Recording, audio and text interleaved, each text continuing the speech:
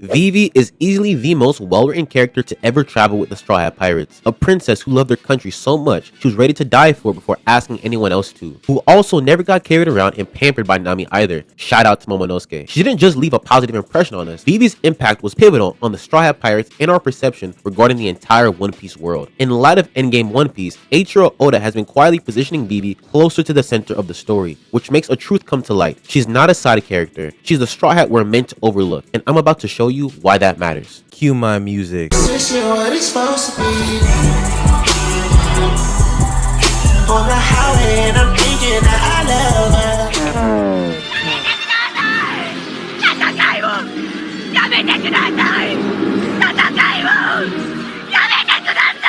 Vivi is the first character to pull back the curtain on what the One Piece world actually is, way more politically driven than any of us expected. Pre-Grand Line, we're watching Luffy and the crew move through arc after arc, corrupt marines abusing their authority, ambitious pirates chasing their own agendas, and 5 future legends each taking their first real steps towards something greater. Then you get to Alabasta, you meet Vivi, and the story just upgrades. Because through Vivi, One Piece introduces you to the actual weight of this world for the first time. The 7 warlords, the Reverie, the Gorose. These aren't just background institutions, they're the architecture of power that every major conflict in this story is going to run through eventually. And Vivi is the one who cracks the door and opens all of it. Propaganda. That's going to follow every major character we love for the rest of the story, and Crocodile is the first one we see wield it. This man used his warlord status to pose as a hero to the people of Alabasta, orchestrated fake acts of heroism, built a public image so clean that nobody questioned him, and then accused King Cobra, the actual king, Vivi's father, of causing a drought across the entire kingdom by secretly using dance powder. Koza and the rebel forces believed it, turned against the crown, and a full civil war broke out, while Crocodile and Baroque Works were running the whole operation from the shadows the entire time. Vivi didn't respond to propaganda with power, she responded with strategy. She infiltrated Baroque Works as Miss Wednesday specifically to uncover how Crocodile's operation was being constructed from the inside out. And when she found Luffy, she joined the Straw Hats not for muscle, but to fully dismantle the lie and give the people of Alabasta their truth back. Even in the middle of active war, she wasn't pointing at the rebels like they were enemies. She understood both sides were her people, just people who had been manipulated into opposing positions. Her entire mission was to expose the real culprit and have enough faith in her citizens that once they knew the truth, they'd come back to their senses. Fast forward to post-Egghead, Sabo gets framed for King Cobra's death, and what does Vivi do? She links up with Wapol and Morgans to spread the truth. The propaganda playbook gets run again on her family, and Vivi is once again on the side of dismantling it. Now let's talk about the world government. Look at Wapol, king of Drum Island. The second Blackbeard's crew showed up, he bounced, abandoned his entire kingdom to save himself, then came crawling back to reclaim his throne once the dust settled and it was personally convenient for him again. Someone who went undercover inside a criminal organization, nearly died multiple times, and chose to stay behind when the Straw Hats sailed away, all for people who had no way to protect her in return. Same title, completely different relationship to what that title means. And that contrast isn't just about those two characters, it tells you exactly how most of the world leaders at the Reverie actually operate. That gathering isn't really a summit for debating solutions to global problems, it's a room full of kings and queens protecting their seats. Cobra and Vivi stick out at the Reverie precisely because they actually mean it. Then there's what Vivi revealed about the warlords themselves. When Mihawk showed up at Baratie, the 7 warlords felt like a necessary evil, powerful pirates brought into an arrangement with the world government to help maintain some version of order. Vivi blew that framing completely. What she uncovered through Baroque Works is that the warlord system isn't a title, it's a leash. Crocodile wasn't a hero given a platform, he was a predator given institutional cover. And here's the metaphor Oda built in all of this. Vivi entering the Straw Hats as Miss Wednesday could easily be read as simple enemy become allies plot device. But through the lens of everything she introduced to us about this world politics, it reads differently. It's a metaphor. This world is full of bad actors, operating behind hidden intentions, playing for their own side of the court, and the fact that the character who taught us that entered the story as one of those bad actors herself. It makes her the key that unlocks what the One Piece is actually about. And once you see that, the next thing she does to the story makes complete sense.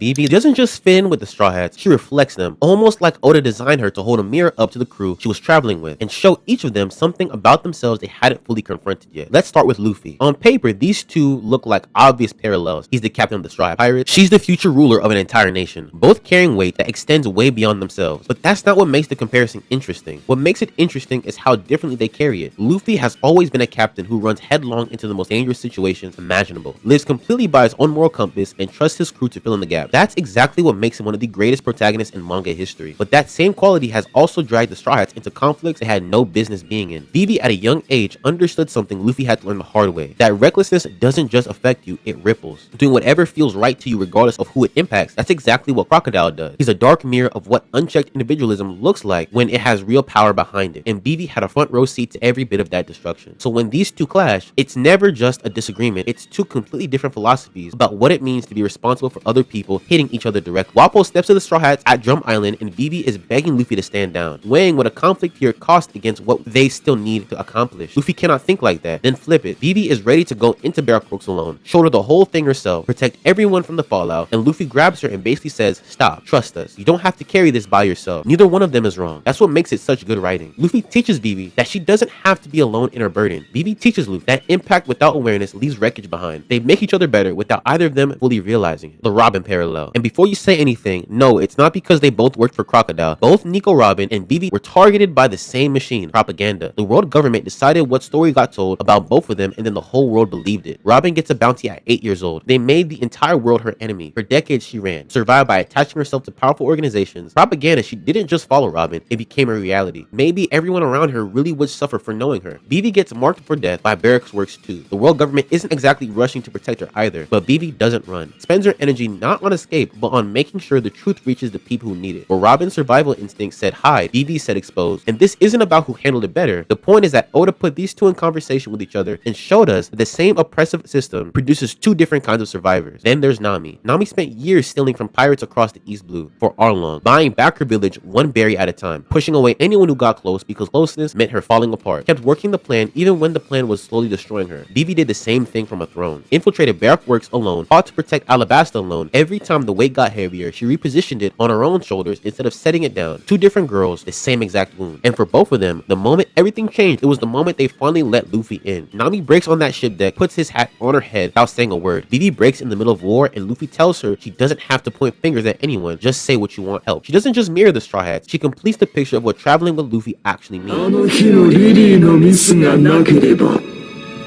ポーネグリフなる忌々しき異物が世界中に散らばることはなかった。 Oda didn't just write Vivi as a character, he wrote her into the bones of the entire story. During the Void Century, there was a man named Joy Boy, and Joy Boy carried the Hito no Mi model Nika, the same devil fruit currently sitting in Monkey D. Luffy's body, the most ridiculous, reality-bending, freedom-embodying power in the entire story. And Joy Boy used it to oppose the coalition of the original 20 kingdoms that came together to establish what we know as the current world order, with Emu sitting at the very top of all of it. Joy Boy lost, the world government won, the Void Century got erased, and the truth of what actually happened got locked away. Nefertari D. Lily, Queen of Alabasta during the Void Century, who refused to plant her throne at the foot of the world government and call it civilization. What she decided for herself to do was spread the poneglyph. That is why she carries the D. It marks the people who stood against the world government version of reality and chose to truth instead, even when that choice cost them everything. Joy Boy opposed the world through power. Lily opposed it through perseverance. Luffy, who carries Joy Boy's literal devil fruit, who declared war on the world government at Enies Lobby, is in front of the entire world, who is right now pushing toward the final island with one singular intention: wants everyone to be free. Vivi is currently traveling with Morgans, the most powerful news broadcaster in the entire One Piece world. And what Vivi is doing in that position, she's chasing truth. Lily scattered the poneglyphs so the truth couldn't be buried. Vivi is using Morgans so the truth can't be buried. The Nefertari family, and the only one that refused the throne of Mary Joyce. That refusal echoes forward through every generation of that bloodline, and Vivi is the current generation carrying that weight. Luffy reaching Laugh-Tale and uncovering the truth of the world means nothing if that truth dies with the people in that world, and needs someone positioned at the intersection of information infrastructure who understands why the truth matters and is willing to risk everything to make sure it spreads. Lily did that for Joy Boy 800 years ago. Vivi is being set up to do that for Luffy right now. When you see the full 800-year architecture Oda built between these two people, the question of whether Vivi's a Straw Hat stops being a debate about whether she came back to the ship. It becomes a question of whether she was ever anything else. これから何が起こっても We've been building to this the entire video. The politics she introduced, the mirror she's held up to the crew, the 800-year bloodline connecting her to the deepest mythology in this entire story, all of that was the case. Now let's deliver the verdict. The X mark scene. Now here's what I need you to understand about that scene. People read it as Luffy saying, we're still friends even if you don't come. But that's not what that mark means in the context of this crew. When Luffy makes someone part of his crew, it's a declaration that your problems are his problems. Your enemies are his enemies. Your dreams matter to him the same way his own do. That's what every single Straw Hat recruitment has meant from Zoro to Jinbei. The X mark wasn't a farewell, it was an induction. Vivi just got inducted into a crew she couldn't publicly sail with, and Oda has spent the entire story since then reminding you of that fact. Now let's talk about her role for a second, because one of the biggest arguments against Vivi being a Straw Hat is that she doesn't have a crew position. Jinbei is the helmsman, Sanji is the cook, Nami is navigator, everyone has a function. Look at what the Straw Hats actually need as they move into Endgame One Piece. They need someone embedded in the political infrastructure of the world. Someone with direct access to the reverie, to the world leaders, to the conversations happening